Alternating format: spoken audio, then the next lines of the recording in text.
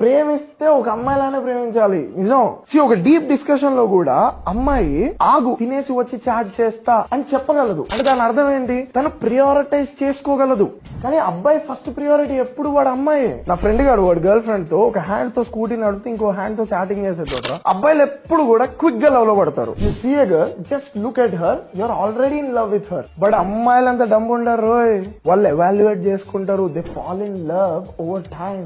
ఒక అబ్బాయి లవ్ చేస్తే వాడి గల్లీ మొత్తం తెలిసిపోతుంది. వాళ్ళ అమ్మకి కోడల ఫోటోలు వచ్చేస్తాయి. కానీ ఒక అమ్మాయి లవ్ చేస్తే వాళ్ళ ఇంట్లో ఎవ్వరికి తెలియకుండా మూడో కంటికి తెలియకుండా మేనేజ్ చేసే కెపాసిటీ అమ్మాయిలది. రేపు పెళ్లి చూపులు అంటే ఈ రోజు రాత్రి 2 వరకు హోల్డ్ చేసి చెప్పగలిగే కెపాసిటీ అమ్మాయిలది. అబ్బాయిలు అభిమన్యులు లాంటి వాళ్ళు రా. పద్మవ్యూహంలో ఎంట్రీ ఒకటో తెలుసు, అదే లవ్ చేయడం. కానీ అమ్మాయిలు ఎగ్జిట్ గురించి కూడా ఆలోచిస్తారు, అదే బ్రేకప్. అమ్మాయిలకి ప్రాపర్ గా తెలుసు ఎలా బ్రేకప్ చెప్పాలో.